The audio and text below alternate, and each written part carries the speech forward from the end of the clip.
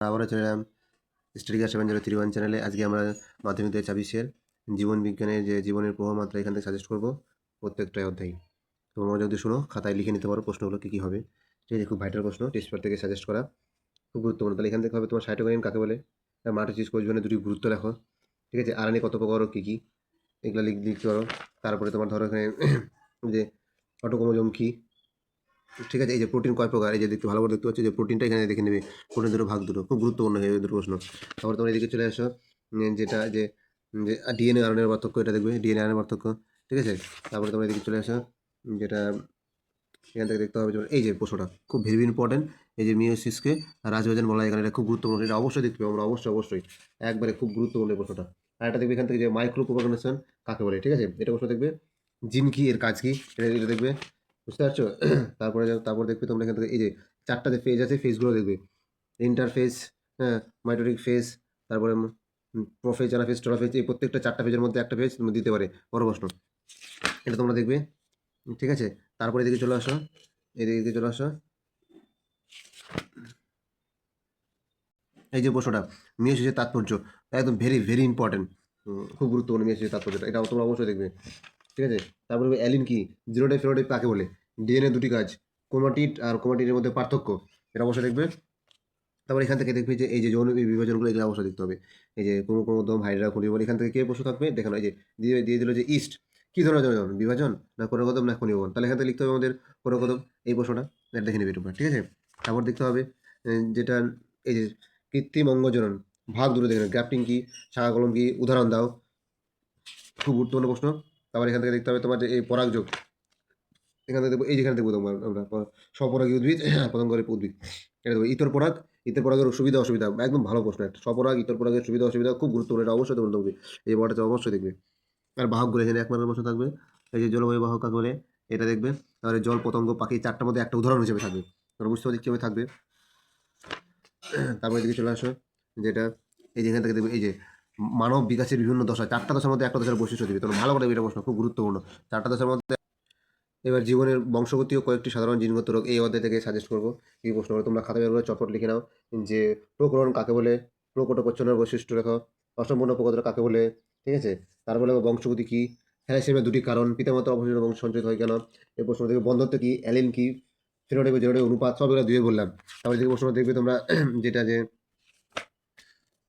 এই যে phenotype genotype যেটা বললাম, এই ম্যান্ডেলের সাফল্যের কারণে, এই প্রশ্ন ভালো করে দেখবে, ম্যান্ডেলের সাফল্যের কারণে প্রশ্ন খুব গুরুত্বপূর্ণ। ঠিক আছে, এটা অবশ্যই দেখবে তোমরা। তারপর দেখো, তারপর এদিকে দেখতে হবে যে এই যে গিনিপিগ একসময় যেমন পরীক্ষাটা চেকার বোর্ডের সাথে দেখো, এই যে পরীক্ষাটা তোমরা দেখতে পাচ্ছ গিনিপিগের, খুব গুরুত্বপূর্ণ, এটা তোমাকে দেখতেই হবে, যে প্রশ্নটা খুব গুরুত্বপূর্ণ, ভালো প্রশ্ন হবে। আর একটা থাকতে পারে যেটা যে এই যে ম্যান্ডেলের এই বংশগতি যে সূত্রটা দেওয়া আছে, তোমরা দেখতে পাচ্ছ সূত্রটা, পৃথকীকরণের সূত্র। আর এটা দেখতে পাচ্ছ যেটা এই যে স্বাধীন সঞ্চালনের সূত্রটা, একদম ভালো করে দেখবে, খুব গুরুত্বপূর্ণ, একদম ভেরি ইম্পর্টেন্ট। এটা যদি দেখে, আর মানুষের লিঙ্গানুদানের এই যে 3 মার্কের প্রশ্ন থাকতে পারে, মানুষের লিঙ্গানুদানের ভূমিকা উল্লেখ করো। ঠিক আছে, এটা এটা দেখে নেবে। তারপর এদিকে চলে আসে কয়টি জিন গঠিত রোগ, থ্যালাসেমিয়া, এর কারণ লক্ষণ এটা দেখে নিতে হবে। তারপর এই যেখানে আছে হিমোফিলিয়া এ, হিমোফিলিয়া বি, এটা এটা কি, কাদের মধ্যে হয়, হ্যাঁ, এই রোগটা দেখে নিতে হবে। তারপর দেখতে হবে আমাদের এই যে বন্ধত্বকরণ আছে প্রশ্নটা, এই যে বর্ণত কি, এটা প্রশ্ন দেখতে হবে। তারপরে এদিকে চলে আসো যে থ্যালাসেমিয়া যে জেনেটিক কাউন্সিলের ভূমিকা, এটা ভেরি ইম্পর্টেন্ট প্রশ্ন, তোমরা দেখতে পাচ্ছ থ্যালাসেমিয়া রোগ প্রতিরোধে জেনেটিক কাউন্সিলের ভূমিকা, একদম ভেরি ইম্পর্টেন্ট, এটা প্রশ্ন দেখো, অবশ্যই কমন হবে, অবশ্যই। এবার আমরা অভিব্যক্তি অভিযোজন নিয়ে আলোচনা করবো, কী কী সাজেস্ট করতে পারে এখান থেকে তোমরা লেখা হচ্ছে বায়োজেনেটিক সূত্র কাকে বলে, এক, দ্বিতীয়ত লিখবে জীবাশ্ম কাকে বলে, অভিসারী অভিব্যক্তি কাকে বলে, জীবাশ্ম জ্বালানি কাকে বলে, যোগ্যতার বিবর্তন বলতে কী বুঝি, অর্জিত বৈশিষ্ট্য বংশধর্ম বলতে কী বুঝি। তারপর লিখবে যে তোমরা যে শিম্পাঞ্জি খাবার জন্য কীভাবে বিপাক শিকার ধরে, এটা লিখবে।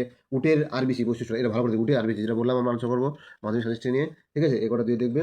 আর দুটি জীবন্ত জীবনের উদাহরণ দাও, হ্যাঁ, জীব বিবর্তন কি, এটা দেখবে। ঠিক আছে, এই কটা দিয়ে দেখবে। আর এটা দেখবে মাইক্রোস্ফিয়ার কি, এদিকে চলে আসো। তারপরে যে প্রশ্নগুলো এই যে ল্যামাক ও জৈব বিবর্তনের মধ্যে ল্যামাকের মতবাদ, ভেরি ইম্পর্টেন্ট, এবার ল্যামাক মতবাদ বোর্ড, এটা দেখবে। ল্যামাক মতবাদের সপক্ষে দুটি উদাহরণ, এটা এটা দেখবে। ঠিক আছে, তারপরে ডারউইন মতবাদ, দুটার মধ্যে একটা যাবে, ল্যামাক মতবাদ আর ডারউইন মতবাদের মধ্যে দুটো, যে বৈশিষ্ট্য হলে পয়েন্ট করে লিখতে হবে, যে সীমিত খাদ্যের অবস্থান। ঠিক আছে, এই পয়েন্ট তো ভেদ ও প্রকরণ, উদ্বর্তন, প্রাকৃতিক নির্বাচনবাদ, প্রত্যেকটাই সুযোগ করে গুছিয়ে লিখতে হবে। নয়া উদাহরণ মতবাদ। ঠিক আছে, একটু এটা ল্যামাক ও ডারউইন মতবাদ পার্থক্য দিতে পারে, এটা দেখে নিবা, ভালো করে সুন্দর করে গুছিয়ে তারপর যেটা প্রশ্ন হবে তোমার এই যে ঘোড়ার বিবর্তনগুলো আছে, বর্তমান আধুনিক যে এই বিবর্তনগুলো, ঘোড়ার বিবর্তনগুলো দিতে পারে একটা, যে বর্তমান ঘোড়া দুটি বৈশিষ্ট্য লেখো, উচ্চতা, দেহের গমন, বর্তমান ঘোড়ার নাম কি, ঠিক আছে, এটা দেখবে। আর একটা দেখতে হবে যে সমস্ত সমস্ত অঙ্গ অসমমিত অঙ্গ কাকে বলে, উদাহরণ, এটা ভালো করে দেখবে, সমস্ত সমস্ত অঙ্গ কাকে বলে আর উদাহরণটা দেখবে।